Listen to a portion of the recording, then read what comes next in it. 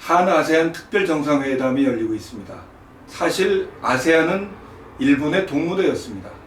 일본이 태평양 전쟁 때 침략하고 나서 자기들의 경제력이 어느 정도 회복되자마자 다시 아세안 국가에 진출해서 집중 투자를 많이 했습니다.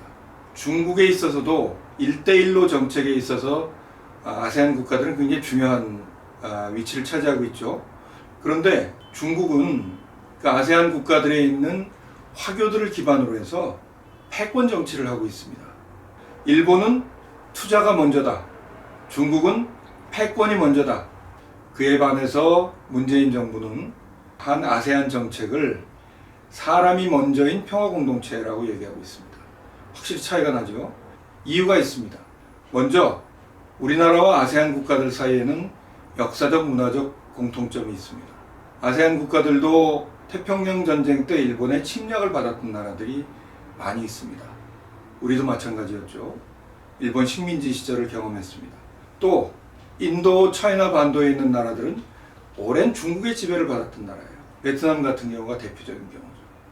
어떻게 보면 그런 역사적 공통점이 있습니다. 문화적으로도 동질감이 많습니다. 지금 한류에 가장 적극적으로 열광하고 반응하고 있는 나라들이 바로 아세안 국가들인데 그런 문화적 동질성이 있어서 가능합니다. 박항서 감독의 베트남에서의 그 인기 한번 생각해 보시면 BTS가 동남아에서 얼마나 열광적인 지지를 받고 있는지 생각해 보면 알 것 같습니다.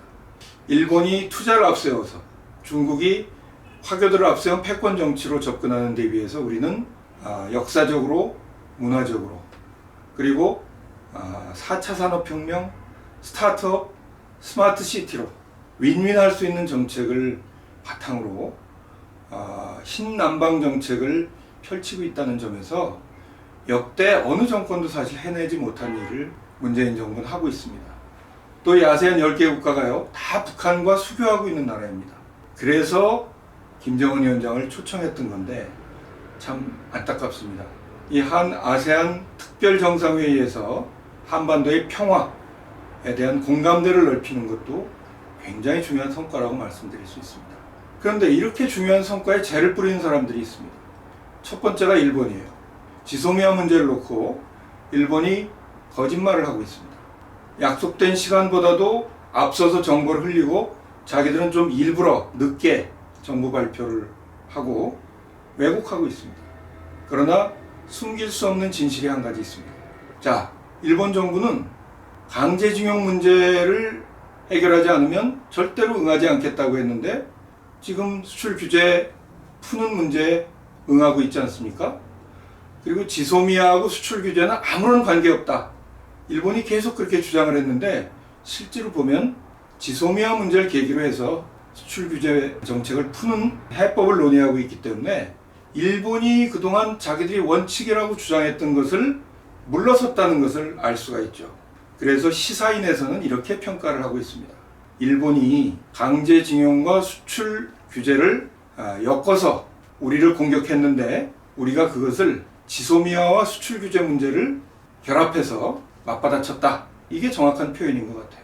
어떻게 보면 일본은 원칙을 후퇴하고 우리는 지소미아 문제를 계기로 해서 수출 규제를 풀 수 있는 그런 위치를 만들어냈다는 점에서 국가와 국가 외교적인 문제이기 때문에 누가 이겼다 졌다 이렇게 할 문제는 아니지만 냉정하게 판단해봐도 문재인 정부가 외교적으로 승리한 것입니다.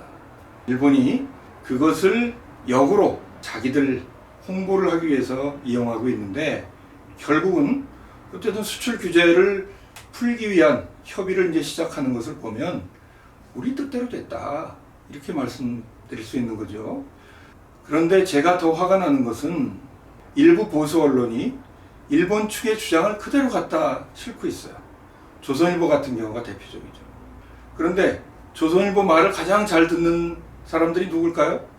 그게 바로 자유한국당입니다. 처음에 지소미아 문제 연장하기로 했다 그럴 때 환영한다고 했습니다. 국민의 승리라고 했습니다. 그런데 이제 와서 일본의 주장, 조선일보의 주장을 그대로 받아서 자유한국당이 이번 문제를 폄하하고 진실을 밝혀야 된다든지 이런 얘기를 하는 것은 도대체 자유한국당이 어느 나라 정당인지 의심케 하는 대목입니다. 김영삼 대통령 4주기 추도식에서 어느 교수님이 썩은 물이 고여있는 정당이라고 얘기했다고 합니다. 제발 자유한국당 정신 좀 차리시고 금도를 좀 지켰으면 좋겠습니다. 어쨌든 한 아세안 특별정상회담 그리고 이번 지소미아 조건부 연장 문재인 외교의 큰 성과라고 말씀드릴 수 있습니다. 우리가 자부심을 가지고 그러나 이것을 폄하하는 일부 보수 언론과 야당에 대해서는 우리 국민들께서 엄중하게 야단치고 꾸짖어 주시기를 당부드립니다. 문재인 대통령 잘하고 계십니다. 유기용 튜브의 유기용입니다.